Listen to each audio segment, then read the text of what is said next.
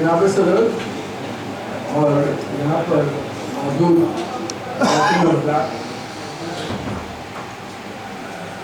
ईमानदारी की बात है कि मैं थोड़ा सा नर्वस हूँ। इतने ज़्यादा पढ़े लिखे लोगों के बीच में ज़्यादा मैं यूज़ तो नहीं होगा कहने का, तो अगर कुछ कमी रह जाए तो उसको नज़रअंदाज कीजिएगा। तो सबसे पहले मैं अपनी बात शुरू करना चाहूँगा। वो एक शेर है, मीर तकी मीर का एक बड़ा मशहूर शेर है, और देखिए यही बात सोक्रेटिस ने भी कही है। Socrates has said, I know only one thing, that I do not know anything. And he, since Plato was his, उसका शागिर्द था, और उन्होंने ग्रीक लैंग्वेज में कही गई, which was the ruling language that time, and that was the reason कि वो बहुत पॉपुलर हो गया। लैंग्वेज का बहुत बड़ा रोल होता है। वही किसी रीजनल लैंग्वेज में आप कह दीजिए, कितनी भी नॉलेज की बात कर दीजिए, उतना ज़्यादा आपको दुनिया की तरफ से तवज्जो नहीं मिलती है। पर हमारे मीर तकी मीर ने भी वही बात कही जो सोक्रेटिस ने कही थी। सोक्रेटिस, मीर तकी मीर ने क्या कहा था? हमने ये जाना कुछ नहीं जाना। हमने ये जाना कुछ नहीं जाना, और वो भी इस कुएं में आकर को मालूम। अब आप देखिए, हम हमेशा वेस्ट की तरफ देखते हैं। That's very unfortunate on our part कि हम देखते रहते हैं वेस्ट की तरफ की सारा ज्ञान उसी तरह है, सारी नॉलेज उसी तरफ। ऐसा कतई नहीं है। नॉलेज किसी भी लैंग्वेज की बकौती नहीं होती है। नॉलेज जो होती है, वहाँ पर जो लोग शख्स रह रहे हैं उनकी जिंदगी के प्रति ईमानदारी क्या है, नॉलेज उससे पैदा होती है। आप एक दूसरे के लिए कितने ईमानदार हैं, अपने आप से कितने आप ईमानदार हैं, उससे लैंग्वेज जो होती है, कोई भी ज्ञान उससे आता है। अब आप देखिए यहीं पर हमारे नौ वजीरी शाह की देख लीजिए कि क्या बात कब उन्होंने कही थी, या मीर तकी मीर का ही देखिए इतना बढ़िया उन्होंने शेर कहा है कि उसके ही फरोगे हुस्न से झमके है चराग। जैसे आप लोग जानते हैं झमके लखनऊ में यूज होता है, दिल्ली में चमके कहा जाता था। ये हमारी लखनऊ की है, जैसे मलाई और बलाई का फर्क है। उसके ही फरोगे हुस्न से झमके है चराग, शामे हरम हो या दिया सोमनाथ का। तो ये जो एक अंदाजे, हम तो कहेंगे रुकू कह लीजिए इसको, ये जो कहने का जो अंदाज है, ये इस बात को प्रूव करता है कि आदमी कितना इनलाइटेंड है। अगर मैं यहाँ पर बैठ के डिक्शनरी के बहुत भारी शब्द संस्कृत के, अरबिक के, इंग्लिश के बोल के चला जाऊँ, तो हो सकता है मैं आपको इम्प्रेस कर दूंगा कि आपने हाँ कुछ समझ में नहीं आ रहा, तो वो कुछ क्या देख बात रहा है, लेकिन आपको मिलेगा कुछ नहीं मेरे से। तो इसलिए लैंग्वेज से थोड़ा सा ऊपर उठ के भी अगर आदमी बात करे तो मेरे ख्याल से जल्दी आपस में बात होती है। यहाँ पर मैं एक बात आप लोगों के से कहना चाहूँगा, जो अक्सर गलती जानता हर कोई है, मैं कोई नई बात नहीं बताने जा रहा हूँ, जानता हर कोई है, पर बैठ कर भी उसको यूज़ नहीं करता है। उर्दू जैसा आप सब लोग जानते हैं, उर्दू लश्करी ज़बान हुआ करती थी। उर्दू क्यों पैदा हुई सबको मालूम है, कम्युनिकेशन करना था।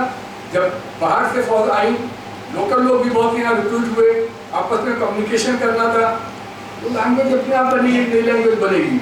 और Urdu it's a Turkish word, it's not a, आपको मालूम होगा कैंट होता है, सदर होता है, ठीक है। तो वो लैंग्वेज जो यहाँ पर एक पैदा हुई, जिसको हिंदी की grammar, Turkish, Arabic, Persian, the best of we speak the best of 5 or 6 languages, they unknowingly। जो जिद करते हैं हिंदी है, उर्दू, हिंदी की पहली कहानी किसने लिखी? हिंदी की पहली कहानी किसने लिखी? इंशाअल्लाह का इंशाअल्लाह, मशहूर शायर साद अली, जो 6 रूलर अवध के थे, उनके टाइम पे हुए। अब पूछिए उन्होंने हिंदी कहानी क्यों लिखी, दूसरे ने क्यों लिखी है, अपने आप में बहुत क्वेश्चन है। अरे हजारों हिंदू पढ़ रहे, क्यों नहीं लिखी भाई उन्होंने? इंशाअल्लाह का इंशाअल्लाह क्यों लिखी? इसका एक बहुत मामूली सा जवाब है, क्योंकि वो अकेले ऐसे एक शख्स थे, वो थे expert of language. He new कि कौन सा वर्ड उर्दू का, कौन सा वर्ड अरबी है, कौन सा वर्ड फारसी है, कौन सा वर्ड पोर्तुगीज का वर्ड है, और कौन सा वर्ड हिंदी का है। जब उनको ये मालूम था हिंदी वर्ड है, इसलिए हिंदी कहानी लिख पाए, रानी की अतीक कहानी। मैं आपसे पूछता हूँ, मेरे को बताइए इसकी हिंदी क्या है, फर्श की हिंदी क्या है? 6 महीने का टाइम दे रहा हूँ, लौट के बता दीजिएगा फर्श की हिंदी क्या है। बर्फ की हिंदी क्या है? तो आप जानते हैं क्वेश्चन वर्ड। चाकू की हिंदी क्या है? चलिए चाकू तो रोज इस्तेमाल करते हैं आप लोग, चाकू तो रोज इस्तेमाल करते हैं। चाकू की हिंदी मेरे को 6 महीने बाद आके बताइएगा क्या है? बच्चा, बच्चा किस लैंग्वेज का वर्ड है? दमाद, दमाद दोहराती बोलता है। मैंने बहुत कौन से पूछा भाई दमाद की तो हिंदी बता दो मेरे को, भाई बात हुजूर बताइए दमाद की हिंदी क्या है? हिंदी है। यही तो दिक्कत है कि आप दाएं बाएं फसल, राइट। अब मैं यहाँ पर हिंदुस्तान के अंदर जैसे आपको सबको मालूम है there are 2 school of Urdu poetry, one was the Delhi school of Urdu poetry, the other was the Lucknow school of poetry, और दोनों के अंदर बड़ी प्यारी राइवलरी चला करती, फ्रेंडली राइवलरी हुआ करती थी। लखनऊ के अंदर, लखनऊ को इस बात का, मैं चूंकि अक्सर लखनऊ के बारे में बहुत ज़्यादा लिखता रहता हूँ, ज़्यादा जाना जाता हूँ, तो लखनऊ के अंदर भी उर्दू जो हमारी जो जर्नलिज्म है इसकी एक बड़ी रिच ट्रेडिशन है। ये आप देखिए 1857 के अंदर यहाँ पर तिलस्मा लखनऊ अखबार निकाला इसने मुंशी नवकिशोर मिश्र। उसके ठीक 2 साल के बाद, ठीक 2 साल के बाद में निकला अवध अखबार, 1859 निकला।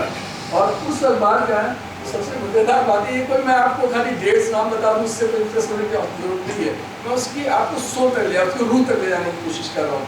यहाँ से निकलते हुए आप डेट भूल जाइए, नाम भूल जाइए, कोई जरूरी नहीं है। History is not about date and names about, because most of the in India the history is confined in the four walls of the classroom.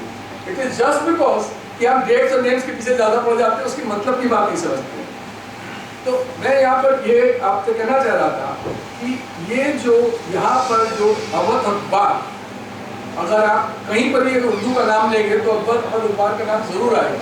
Awadh अखबार के 16 साल तक, 16 लॉन्ग ईयर्स, वो editor Pandit Ratan Nath, everyone knows it, right. अब आप देखिए कि ये मैं केवल इस बात को रीइंफोर्स करना चाहता हूँ, सब लोग यहाँ पर बहुत ही होशियार लोग बैठे हुए हैं, रीइंफोर्स करना चाहता हूँ, मैं कोई नई बात आपको नहीं बता पाऊंगा कि यहाँ के जर्नलिज्म में लखनऊ के बीच जो उर्दू का था उसमें भी it has contributed a lot to the secular fabric of India and especially northern India. It has उसका contribution इतना ज़्यादा है वहाँ पर। उसके बाद में हम आते हैं ये अवध अखबार में एक यहाँ पर एक बहुत ही आप सीरियस बात हो रही है तो अखबार को तो बड़ा सीरियस बिजनेस समझते हैं। यहाँ पर एक अखबार निकला था, मुंशी नवकिशोर का से निकला था, उसका नाम था तफरी अखबार निकला। और तफरी अखबार उस जमाने में 1 पैसे का आता था। पहले मैंने जल्दी में जमाने पढ़ा, मैंने मेरी जो नेक्स्ट बुक है उसके अंदर पूरा एक चैप्टर है how Urdu journalism was evolved in Lucknow. तो मैं काफी ऐसा लगा था 1 पैसे की, अरे 1 पैसा उस जमाने में बहुत बड़ी चीज था भाई, बहुत रईसी लोग ले पाते थे। तफरी अखबार निकला। और ये जो मैं यहाँ पर अवध अखबार की मैं बात कर रहा हूँ, उसकी खास बात जो होती है, देखिए एक तरफ तो इसके अंदर कुछ special pages they were dedicated for the cause of literature, they were very literary pages. Again come back, ये जो तफरी अखबार निकला, तफरी अखबार के अवतार के बाद में यहाँ पर एक अखबार और निकला, that was also slightly on the lighter side of it, उसका नाम था अवध पंच। आप सबने सुना, कोई इजी बात नहीं है। तो ये हमारी यहाँ की, उसके बाद में सबको मालूम कौमी आवाज़ निकला, 1950 में नेहरू ने लगाया और तमाम राष्ट्रीय सहारा निकला जो लेटेस्ट है। मैं बात केवल इस बात से अपनी यहाँ पर खत्म करना चाहूँगा बैठ के यहाँ पर कि यहाँ पर मेरे को आने के बाद, आने के 2 रीज़न, एक तो मेरे को आके यहाँ पर बहुत ज़्यादा अफसोस हुआ अपने आप से कि मैं अब्दुल मजीद साहब से अभी उनका 1977 में इंतकाल हुआ। मैं ज़्यादातर जितने भी स्कॉलर्स हैं उनसे मेरी उम्र आप देख ही रहे होंगे, मेरी उनसे मिलने के अंदर ख्वाहिश में मिला हूँ, पर अनफॉर्चुनेटली मैं इनसे नहीं मिल पाया।